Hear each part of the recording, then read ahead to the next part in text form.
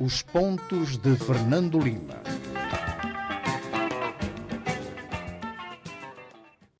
Boa noite, rádio ouvintes e telespectadores. Cá estamos nós para mais um Pontos de Fernando Lima. Falamos em direto a partir dos estúdios da Rádio Savana 100.2. É um programa que pode ouvir em diferido nesta estação radiofónica aos sábados às 12, domingo às 21 horas e ver na televisão independente de Moçambique aos domingos, terças e quintas também às 21 horas. Estamos em direto também no Facebook, agora depois de estarmos a fazer o programa via Skype, temos o nosso comentador aqui nos estúdios. Boa noite, Fernando Lima. Boa noite. Obrigado. Como é regressar aos estúdios de novo, depois de termos estado a fazer o programa com recursos às novas tecnologias de informação? Regressar a casa é sempre bom, fazer o programa em direto e fazer o programa mais interativo também é mais interessante. Foi também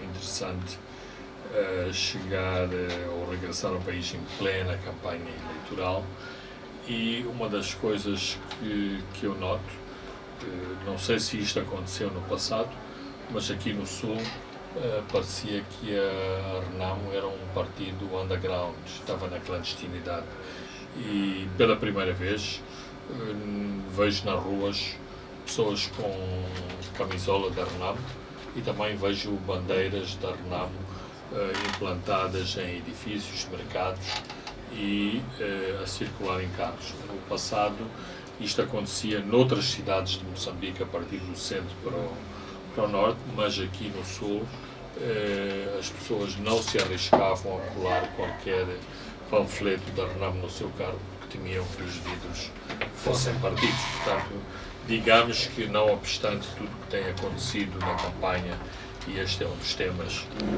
que vamos abordar, me parece que há um sentimento de maior tolerância em relação à Renamo aqui no sul de Moçambique. Muito bem, este é o tema que vamos abordar com alguma profundidade neste programa. Vamos também olhar para a violência em Cabo Delgado e os pronunciamentos também de Mariano Nhongo, o líder da junta militar da Renamo, e vamos olhar também para o incontornável tema das dívidas ocultas. Mas para já, Fernando Lima, vamos ao seu facto de semana, que são selos das cervejas. Este não é uma situação nova em Moçambique, ou seja, não é uma novidade noticiosa, mas eu pensava que o assunto da selagem de garrafas de cerveja e latas de cerveja tinha sido ultrapassado e que na autoridade tributária tinham algum bom senso na análise deste problema. Eu não tenho nenhum interesses na fábrica de cerveja. Aliás, a fábrica de cerveja em Moçambique é pertença do maior grupo de cervejeiro mundial, portanto não precisa de lobistas para defender os seus pontos de vista. Mas quando o último estudo sobre o contrabando de cerveja em Moçambique aponta que a cerveja em circulação, sem ser de produção nacional ou que tenha entrado em Moçambique por vias legais, anda no 1%. Ora, isto significa que a autoridade tributária quer a selagem da cerveja para combater 1% da circulação de cerveja de forma ilegal em Moçambique. Eu penso que é um desviar de esforços da própria autoridade tributária, significa mais custos para a empresa, e a questão não é os custos da empresa. A empresa, em última análise, até nem tem problemas. Os consumidores a que têm os custos desta selagem repassados para a compra da cerveja. Ora, é preciso também acrescentar que a cerveja é um dos produtos que mais contribui para a coleta de impostos em Moçambique.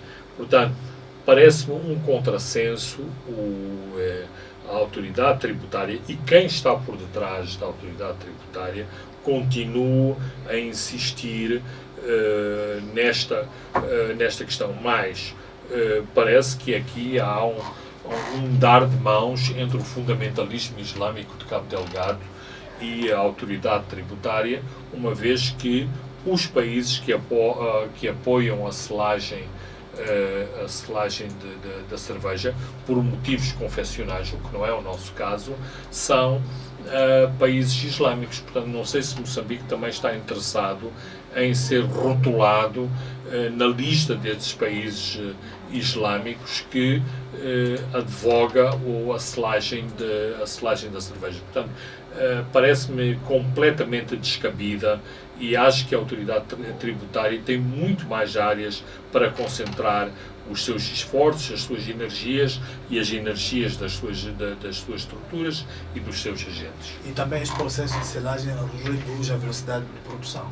Esse é outro dos argumentos que está englobado, exatamente, se reduz a velocidade de produção, não é apenas os problemas de colocar mais ou menos cerveja no mercado, é que isto tem custos. Logo, os custos da cerveja estou-me a repetir, serão repassados para os consumidores. Muito bem, Fernando Lima, vamos agora para o nosso primeiro tema, que tem a ver com a campanha eleitoral. Fernando Lima, esta campanha já vai à metade.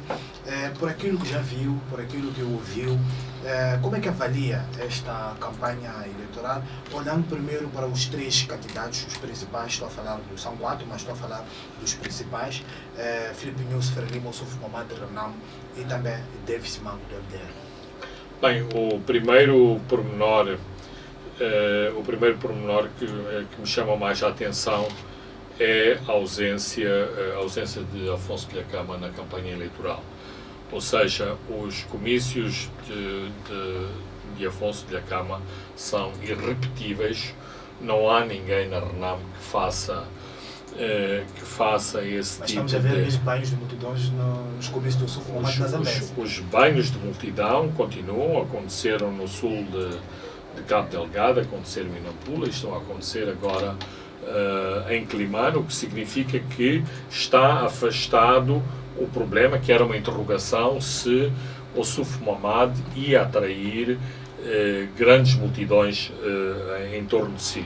Eu diria que o fenómeno eventualmente não é o Suf Mamad, mas o fenómeno é a própria RENAM que atrai estas multidões e todas as pessoas que, com muito menos recursos por parte da RENAM, não há as t-shirts e os cortejos são muito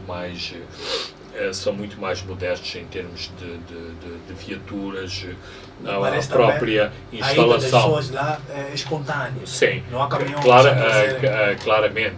E os meios de som são muito pouco sofisticados, muitas vezes o som colapsa, as traduções são caóticas, portanto há claramente uma diferença de meios entre a campanha da Frelimo e a campanha dos outros dois principais partidos. Nota-se, quanto a mim, uma colagem da maneira de fazer a campanha da RENAMO muito colada ao modelo da Frelimo. Enquanto Davis Simão continua a fazer toda esta campanha, a progredir no país de carro, complicando a sua própria organização, porque às vezes as estradas não permitem que as caravanas cheguem aos destinos nos horários previstos, portanto, dando a ideia deste peregrino incansável que sofre também com a poeira e com os buracos das estradas, procurando passar um discurso, quanto a mim, não é um discurso feito para o eleitorado com poucas habilitações que ele habitualmente enfrenta, portanto, tem que falar para as câmaras de televisão e deve-se dar como sobretudo, porque tem algumas câmaras de televisão ao seu dispor. Me parece que aquele modelo de apresentação pública da Renamo é muito decalcado do próprio modelo da Frelimo, com os carros topo de gama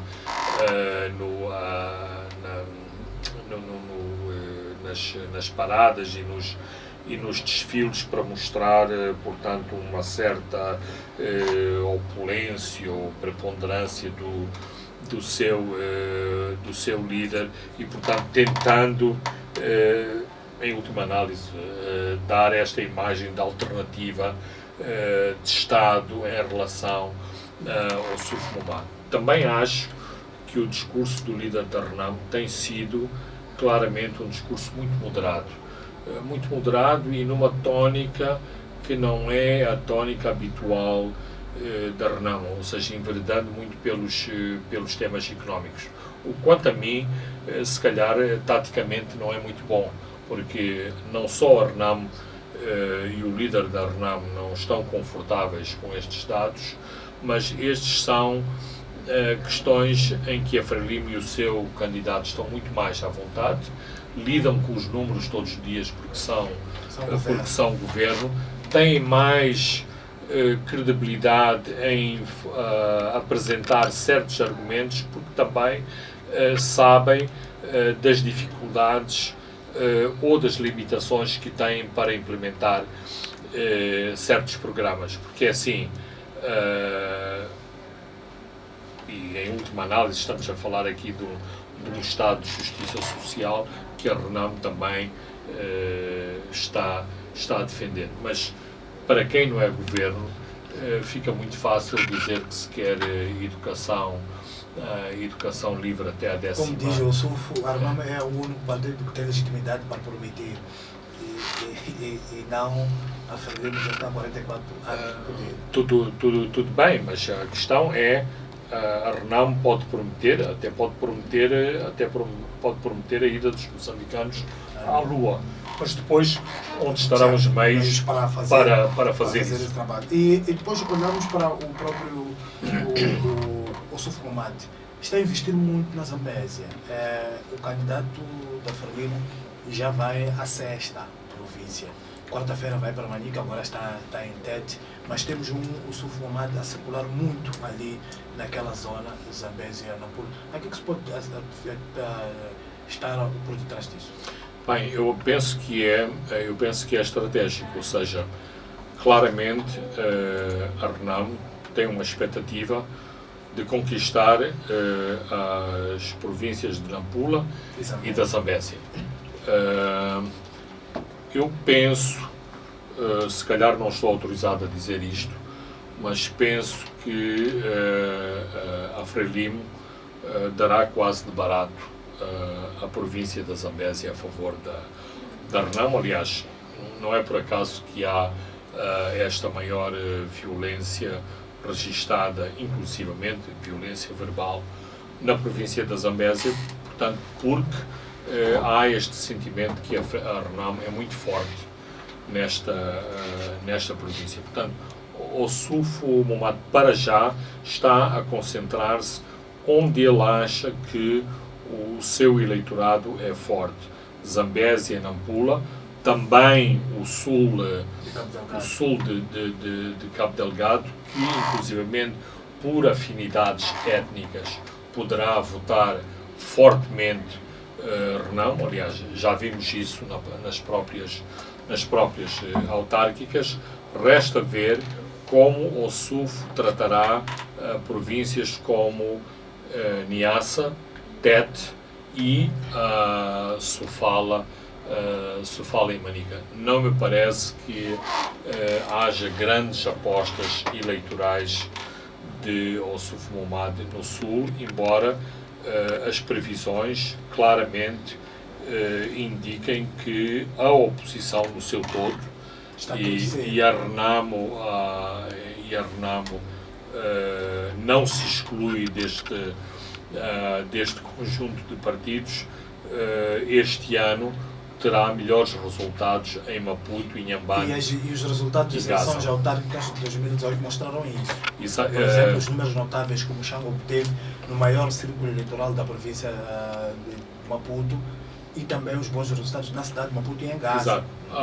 Eu não sei explicar, não tenho explicações pela falta de visibilidade de António Muxanga na televisão, mas daquilo que tenho pesquisado e procurado informação, quero parecer que o candidato da Renamo na província de Maputo está a fazer uma muito boa campanha, com muita adesão, muito incisivo e, de algum modo, em desintonia com este discurso da economia e da melhoria das condições de vida dos moçambicanos, que parece ser a tónica do Suf Momad, para falar mais dos problemas concretos da governação, da atual governação, nomeadamente as questões de corrupção e as questões das próprias dívidas ocultas que toda a gente esperava, nomeadamente os analistas, que este seria o leitmotiv de todos os partidos da oposição em relação à forma como atacar e denunciar a Frelimo, porque digamos que estas são partes mais vulneráveis da Frelimo e o próprio desgaste da governação, porque a Frelimo tem sido governo desde que este país se tornou independente. Falou um pouco, Fernando Lima, sobre Nampula e Zambésia, onde o Suf Momad tem estado a investir muito. É preciso lembrar que nestas províncias em 2014 foram ganhas pela Renamo. Nas eleições autárquicas, a Renamo teve importantes municípios em Nampula e também na Zambésia. Pelas indicações que tenho, é que Filipe Nunes, no último fim de semana desta campanha eleitoral, pretende regressar à Zambésia e Nampula, dado o desempenho que a Renamo está a ter lá. Lembramos que nas polêmicas eleições de 1999, depois de Afonso Dhlakama ter passado por Nampula, João Kishisano regressou a Nampula para fortificar a sua mensagem. Isto mostra que a Frelimo também deve ter feito uma pesquisa do eleitorado na Zambésia ou Nampula e viu que é necessário Filipe Nunes regressar lá. Caso isso se confirme. Claramente. A Frelimo sabe que Zambésia e Nampula serão províncias muito difíceis, que dificilmente conquistará estas províncias, mas não vai atirar a toalha ao chão com facilidade. Claro que a Frelimo, e é importante dizer isto também, conta que em Sofala o voto da oposição seja dividido entre o MDM e a Renamo, e assim haverá uma remota hipótese da Frelimo ganhar sem ser o partido mais votado. E a atual legislação permite exatamente isso, mas permite que o candidato, o cabeça de lista ganhador ou eleito ou a ser eleito, seja do partido mais votado, mas depois haverá problemas em termos de composição da própria Assembleia Provincial, uma vez que, em princípio, o voto maioritário para a Assembleia Provincial será o voto do MDM somado ao voto da Renamo. Vamos olhar também um pouco para a participação dos chamados pesos pesados dos partidos, olhando primeiro para a Frelimo. Esta semana, João Kishisano, antigo chefe de Estado e presidente honorário da Frelimo, apareceu em campanha eleitoral. Armando Guebuza, antigo chefe de Estado e também presidente honorário, ainda não apareceu. Guebuza falando de fazer campanha nestas alturas, onde o partido Frelimo está em baixa popularidade por causa das dívidas ocultas, e isto seria um elemento tóxico para o partido Frelimo, uma poeira para o próprio partido, teria efeitos contraproducentes. Guebuza aparecer agora a dizer volta a Frelimo. Eu penso que sim.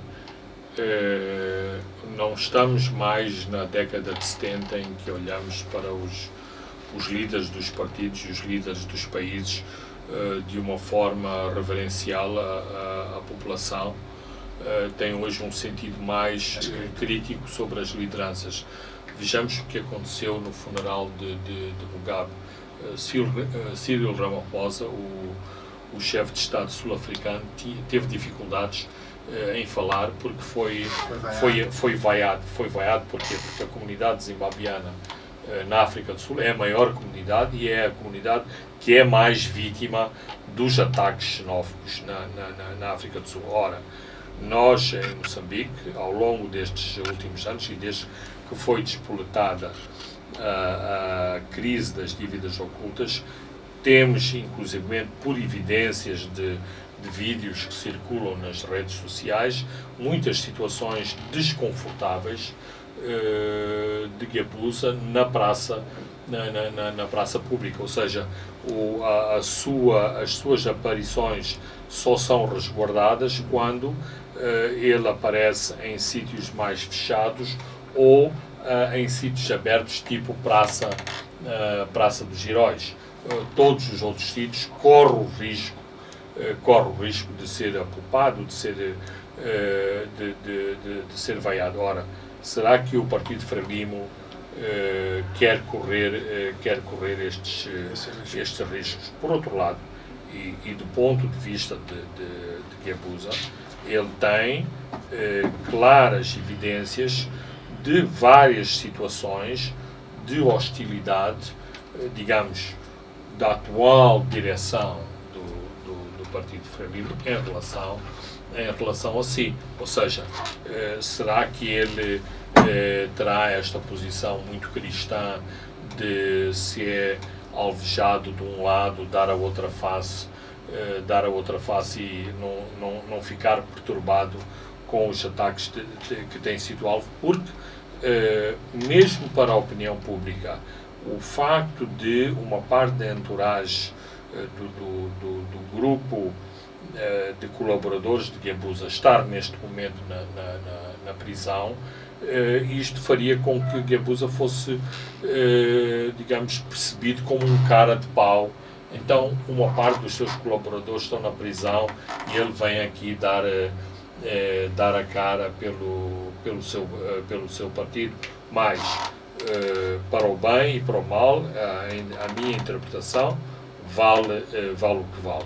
Mas a sua intervenção no penúltimo Comitê Central não foi uma intervenção muito popular. Claramente havia uma hostilidade contra si e ele sabe melhor do que ninguém dessa tensão e dessa hostilidade contra si.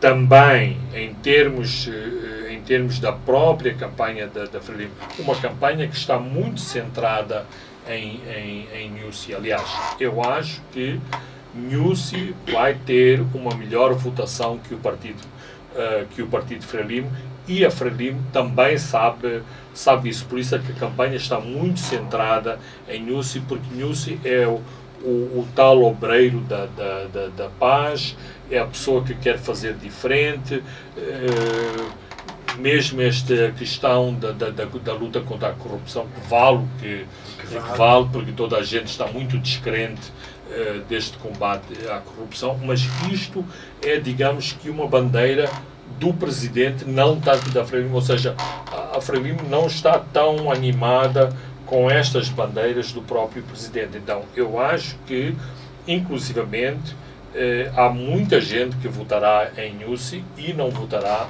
no Partido Frelimo. Aliás, como já aconteceu anteriormente com Chissano versus Frelimo, onde a Frelimo teve muito maior desgaste do que Chissano. Logo, Guebuza entrar nesta campanha, não sei se isto seria uma boa propaganda para a Frelimo e para o próprio candidato Nyusi. Olhamos também o mesmo em relação ao Sufo. O momento da campanha também está um pouco centrada nele. Não vemos outras grandes figuras que na altura da Afonso da Cama também davam corpo às balas, apareciam em campanhas. Ivone Soares apareceu esporadicamente esta semana no mercado de Estrela Vermelha, depois desapareceu. Elias da Cama também uma vez na Sofala, depois também desapareceu. O Manuel Bissopo também desapareceu. Isto é revelador desta pequena crise interna dentro da Renamo. é revelador, mas tem outro tipo de explicações. A Renamo enfrenta um desafio que é diferente da Frelimo. Claramente, a Renamo quer fazer desaparecer Dhlakama. Mesmo Dhlakama não aparece na campanha, praticamente não há fotografias de Dhlakama, não há referências a Afonso Dhlakama, porque a estratégia é Ossuf. Ora, aparecerem outras figuras na campanha pode ser perturbador deste esforço de afirmar Ossuf. Claro que a Zambésia tem uma particular especificidade. Porquê? Porque há esta grande hipótese de Araújo se afirmar como líder da Zambésia, e por isso ele aparece ou tem aparecido com muita frequência ao lado do Ossuf Momad em toda a campanha. Aliás, não faria sentido, sendo ele o cabeça de lista da província da Zambésia, que não aparecesse ao lado do líder. Ou seja, o seu desaparecimento poderia suscitar outro tipo de dúvidas sobre a sua lealdade em relação ao líder. Aliás, os seus detratores têm insistentemente tentado cavar nessa direção. Mas não somos ingênuos. Claramente poderia haver mais adesão de outras figuras, nomeadamente Ivone Soares. Ivone Soares tem um capital político muito grande, é muito assertiva nas suas intervenções, é jovem, é mulher, é a líder da Renamo no Parlamento, teve uma grande visibilidade nos últimos anos, e é uma perda para a Renamo não utilizarem mais. Também é preciso referenciar que nas últimas eleições, em 2014, Ivone Soares, não obstante ter concentrado a sua atividade no norte de Moçambique, foi extremamente útil na campanha de Dhlakama em 2014. E, portanto, nota-se claramente o seu desaparecimento. Tenho dúvidas sobre a importância de Manuel Bissopo. Penso que é importante Elias Dhlakama, porque dissiparia esta nuvem de dúvidas que permanece em relação a esta mudança de influência na Renamo do centro para norte.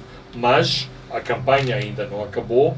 Claramente o Ossuf virá ao centro de Moçambique, e aí teremos a prova dos 9, se Elias Dhlakama estará ou não. Há trunfos importantes que vão ser apresentados quase já lá para o fim da campanha.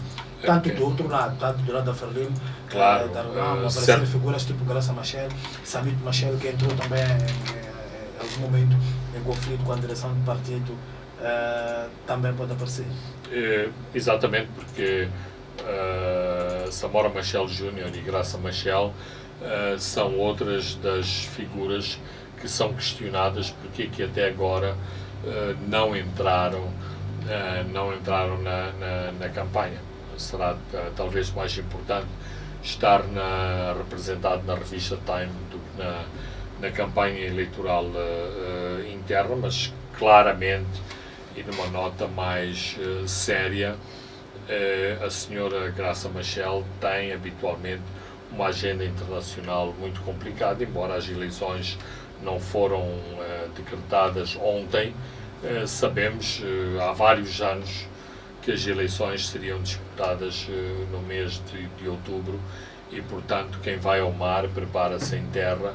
A senhora Graça Machel, independentemente dos seus compromissos internacionais, sabe também dos seus compromissos para com o seu partido, de que ela é uma das figuras prestigiadas. Um minuto, vamos fechar este tema, violência eleitoral.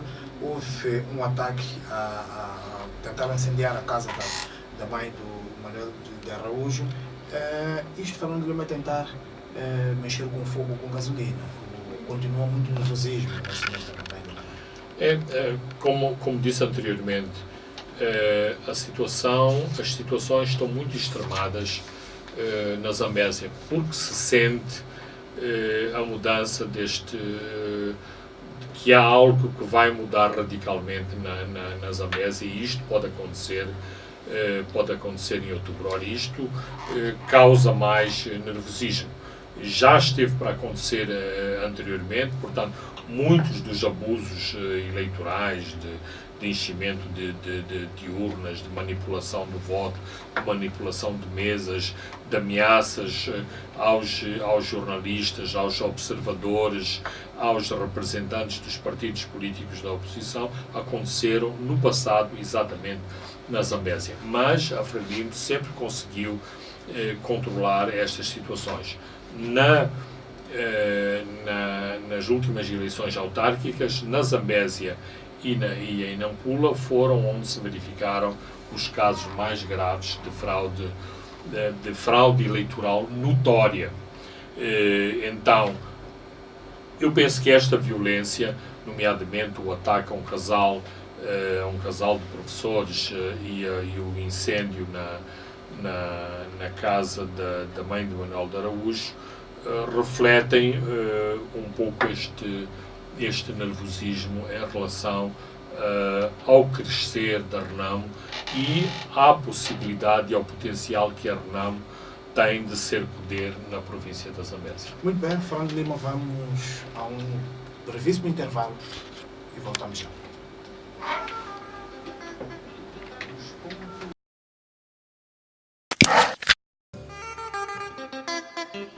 Boa noite, rádio ouvintes e telespectadores, estamos de volta. A segunda e a última parte dos pontos de Fernando Lima. Agora vamos olhar para a violência em Cabo Delgado. Fernando Lima, está cada vez mais complicada a situação em Cabo Delgado, com o acampamento das Forças Armadas no posto administrativo de Quitarejo, distrito de Macomia. Foi atacado pelos insurgentes, foram mortos 6 soldados, o material militar foi queimado. Os insurgentes são cada vez mais usados e há indicações que até usam drones. Bem, em relação aos meios, os dados que existem são díspares. Há relatos que falam de elementos fardados, utilização de armas semiautomáticas, há outros relatos que continuam a insistir que a maior parte dos elementos que estão por detrás da violência continuam a usar basicamente katanas, mas há 2 ou 3 elementos que são importantes de referenciar neste momento.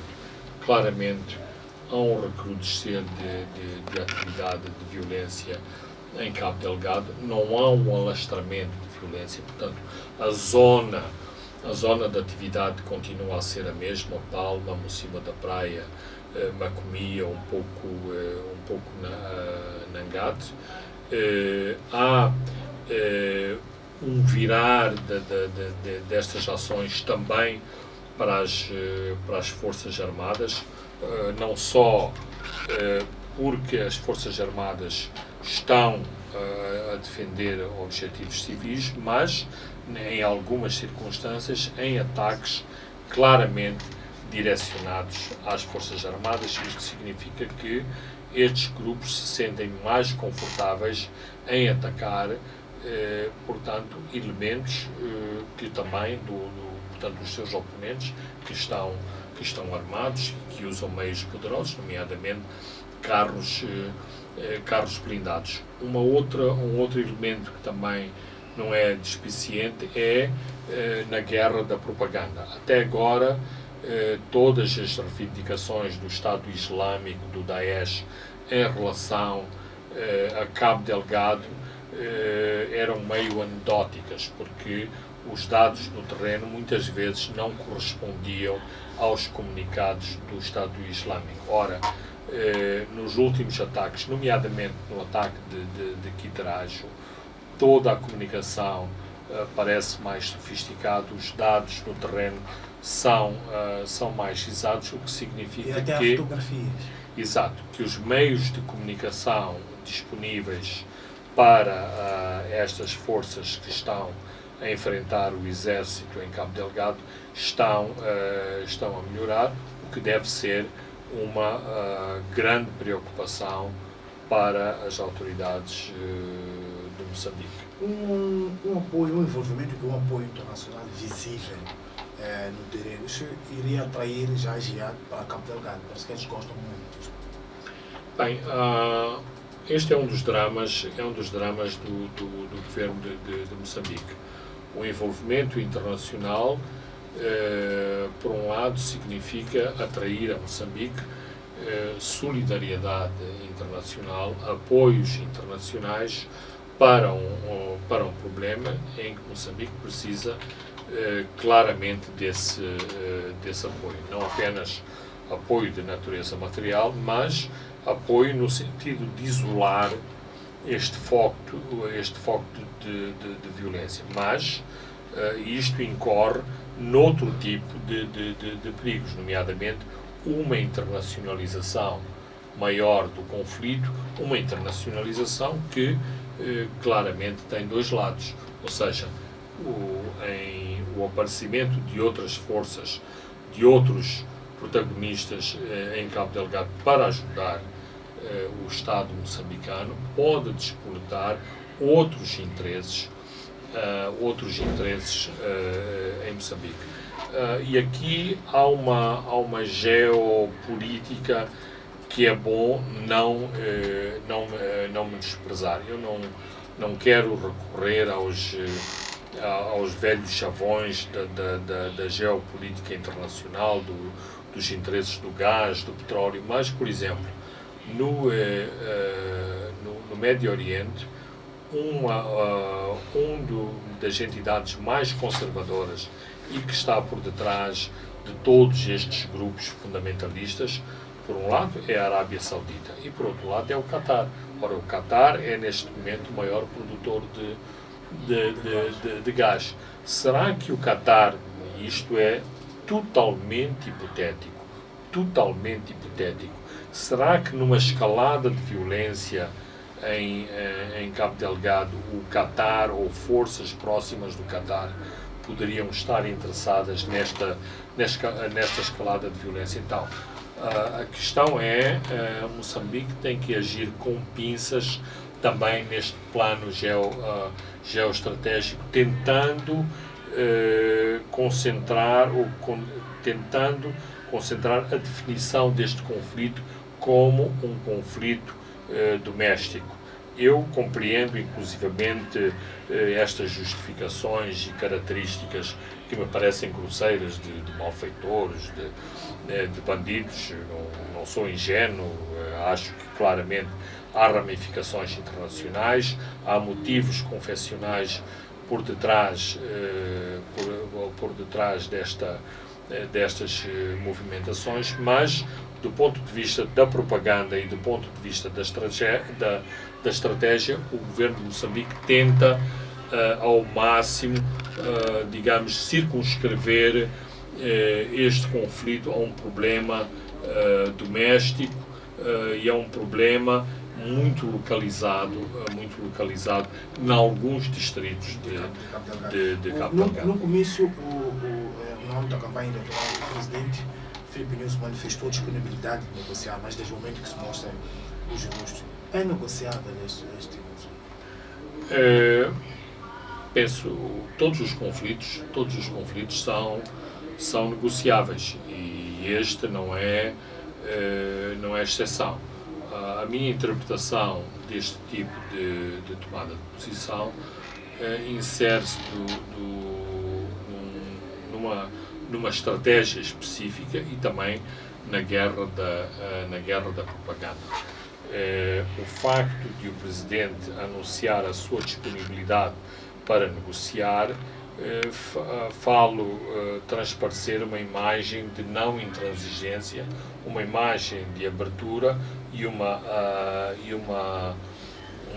imagem de alguém que, seja o problema que houver, se está disposto a enfrentar este tipo de situações para se encontrar uma solução. Portanto, na frente da propaganda, eu acho que Filipe Nussi esteve muito bem ao mostrar a sua disponibilidade em negociar. Claro que depois vem outro tipo de perguntas, nomeadamente negociar com quem, o que é que se deve negociar. Mas, muito antes de negociar, o governo também pode dar muitas respostas para este próprio conflito.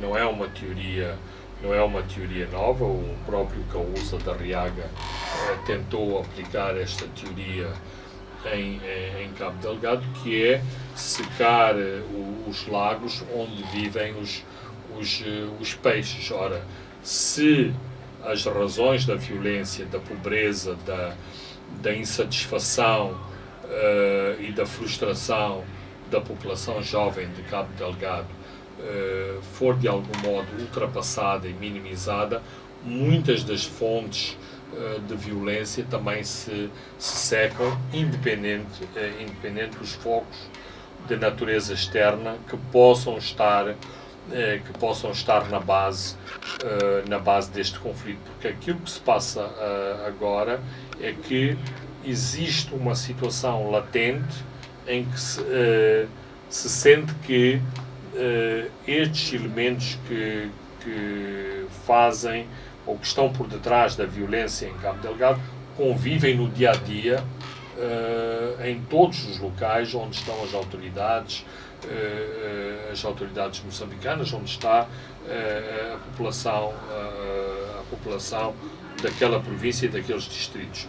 E são as Forças Armadas que têm uma grande dificuldade em penetrar estes circuitos e também se sentirem parte desta ecologia particular destes distritos em Cabo Delgado. Portanto, mesmo do ponto de vista militar, de contra-inteligência, de recolha de informações, estes serviços especializados têm que ter um melhor performance para terem mais sucessos na sua intervenção, que não pode estar circunscrito apenas a ações da natureza militar e de grande brutalidade sobre aqueles que são considerados suspeitos de serem os autores da violência em Cabo Delgado. Vamos para um outro conflito. A junta militar da Renamo, liderada pelo general Mariano Nhongo, reivindicou os ataques terça-feira em Zipinga. Em Zipinga houve um ataque praticamente no mesmo local onde Afonso Dhlakama sofreu um atentado a 25 de setembro de 2015. E o Mariano Nhongo alerta que os ataques não vão parar até que a campanha eleitoral seja suspensa. O Grupo Nhongo, falando em Lima, não estará a ir longe demais. O Grupo Nhongo eventualmente está a ir longe demais, porque se calhar o estão a deixar ir longe demais. O que é que eu quero dizer isto? E não quero parecer contraditório naquilo que afirmei anteriormente. Eu achei e continuo a achar que este problema e a solução deste problema cabe essencialmente à Renamo. Ora, parece-me, e não tenho qualquer evidência em contrário, que estes homens que são leais a Nhongo foram deixados ao fresco, ou seja, não há aparentemente nenhuma ação para dar resposta às reivindicações de Nhongo. E quando eu digo dar resposta às reivindicações de Nhongo, não significa responder àquele caderno reivindicativo, mas algumas questões são claramente passíveis de ser respondidas em primeiro lugar pela Renamo e depois em coordenação com as autoridades de Estado numa perspectiva de pacificação e eliminação de todos os focos de conflito. Ora, aquilo que me está a parecer e este esticar da corda resulta de me parecer que há esta ideia de que o Nhongo e o seu grupo, Nhongo e os seus dissidentes ou os grupos errantes desaparecem por si próprios, desintegram-se, evaporam-se. Ora, se ninguém liga a estas pessoas, se ninguém fala com estas pessoas, se ninguém os tenta controlar, o fenómeno não se evapora, não desaparece por si próprio, antes, pelo contrário, fortalece e dá mais combustível para que este próprio grupo se torne letal. Ora, vimos como meia dúzia de tiros, e claramente esta meia dúzia de tiros não era para causar grandes prejuízos, nomeadamente do ponto de vista de morrerem pessoas e destruição de propriedade e outros bens, o pânico que causaram. Hoje, sexta-feira, tivemos um comunicado da Rádio Pax a distanciarem-se dos comunicados anteriores que indicavam uma série de estradas que iriam ser atacadas. Ora, isto, logo à partida, causa um grande pânico, causa retração na circulação de bens e meios de transporte nessas vias onde há um potencial de haver violência e, portanto, não podemos ter um país em que há uma campanha eleitoral a decorrer e, por outro lado, há tiros no outro lado. Sobretudo quando temos forças armadas que têm as suas dificuldades em reagir com grande rapidez a este tipo de incidentes nas estradas moçambicanas. Vamos a um outro tema relacionado com as dívidas ocultas. É um tema incontornável neste programa. Teófilo Nhangomelo, que é uma peça sonante, neste caso das dívidas ocultas, foi interrogado a 21 de janeiro deste ano por agentes do FBI em Maputo. Isto falando do mencionado nos documentos submetidos pela defesa de Jean Bostan ao Tribunal de Nova Iorque. E esta equipe da defesa de Bostan acusa os procuradores norte-americanos de terem ocultado os depoimentos prestados por Nhangomelo aos agentes do FBI, e isso privou o seu cliente, que é Jean Bostan, de uma informação essencial para a sua defesa. É a grande batalha, falando de uma jurídica, que se trava para salvar Jean Bostan. Claramente, aliás, nós acompanhamos o outro ramo da telenovela das dívidas ocultas em relação, digamos, ao nosso preso de luxo, o ex-ministro das Finanças, Manuel Chang, e vemos os meios que são utilizados, as peças jurídicas que já foram submetidas a tribunal, as próprias alterações de situações de legalidade que foram imprimidas desde que Chang foi preso a 29 de dezembro. Ora,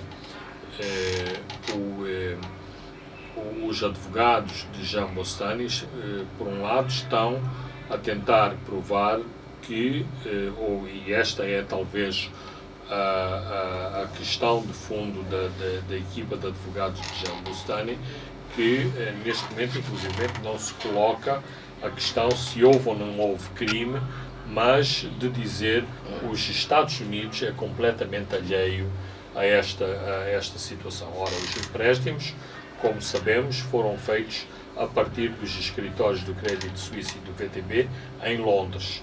Portanto, não passar, teoricamente e na argumentação da defesa, não passaram pelos Estados Unidos.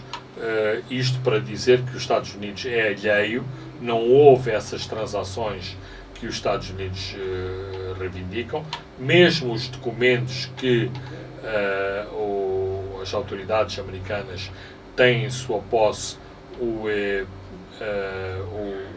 a defesa tem argumentado que estes documentos, uma parte foi obtida violando a privacidade do seu cliente, e também o facto de tentar fazer cair por terra o argumento de que esta figura-chave do julgamento, que é Teófilo Nhangumelo, era um lobista, era um consultor político privado, Não era um funcionário não era um funcionário. E este argumento que não era um funcionário público, era um consultor, era um lobista, provavelmente poderá também ser seguido pelo próprio Nhangumelo num eventual julgamento aqui em Maputo para se tentar salvar. Sim, e esta tem sido claramente a estratégia dos advogados do outro processo que temos seguido, que são as luvas em relação à compra dos aviões Embraer, uma vez que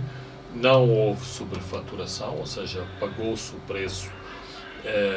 preço dos aviões, o dinheiro das luvas não estava dentro da fatura e, à exceção, portanto, o ministro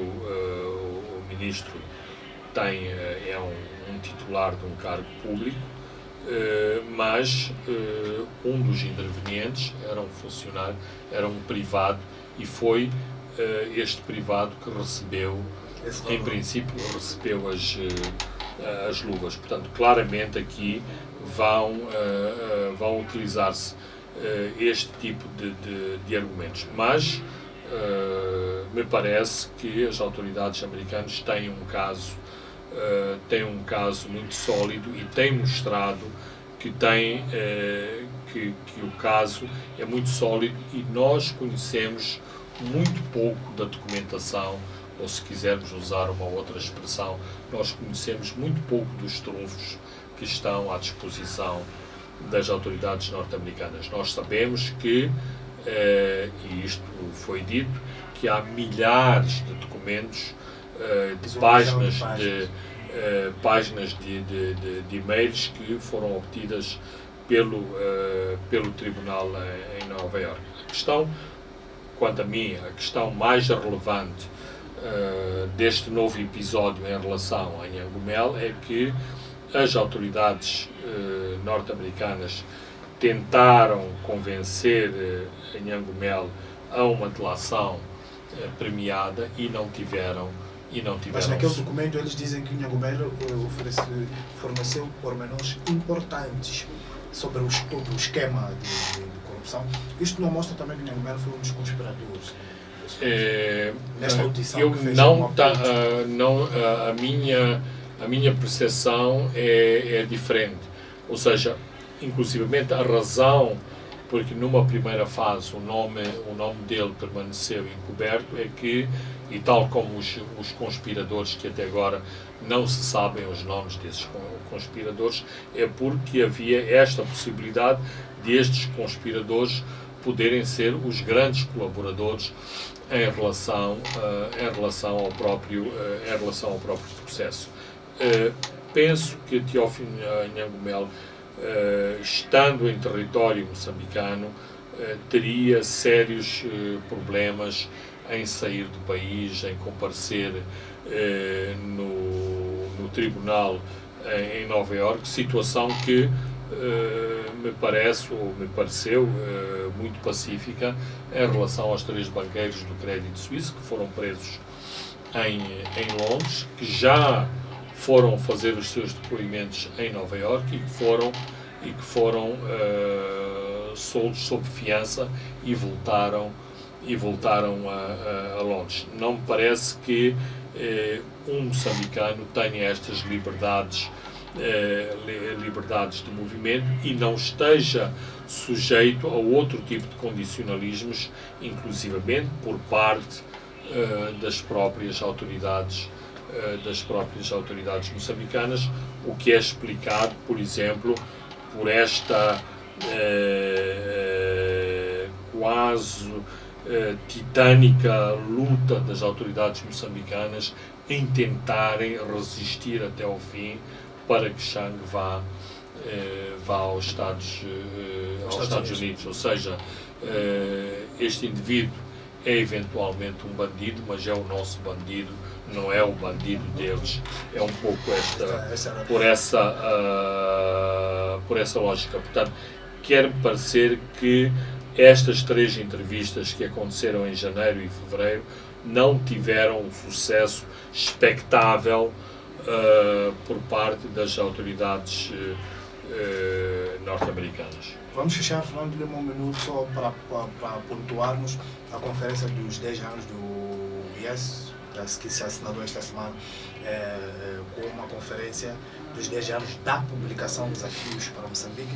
Acha que o IES, Fernando Lima, tem conseguido pensar em Moçambique e as suas abordagens têm sido levadas a sério pelos aplicadores das políticas públicas? Um minuto só para fecharmos isso.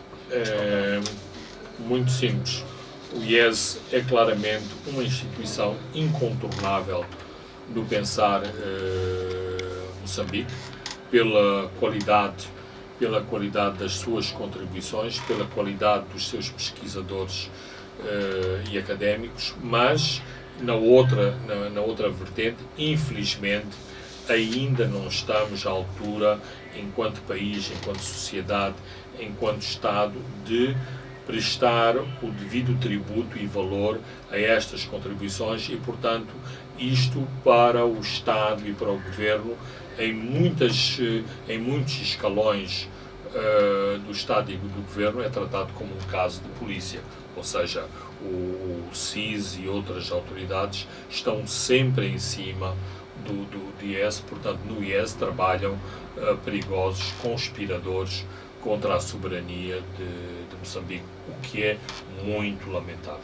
Muito bem, Fernando Lima, chegamos ao fim de mais um programa onde olhamos com alguma atenção para a campanha eleitoral que já vai a meio, olhamos também para a violência em Cabo Delgado, comentamos os ataques atribuídos à junta militar de Aronamos e também olhamos para o incontornável tema das dívidas ocultas e fechamos com os 10 anos do IES. Eu sou Francisco Carmona, André dos Santos, se encarregou da parte técnica.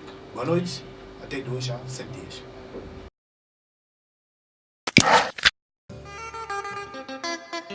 Os pontos de Fernando Lima.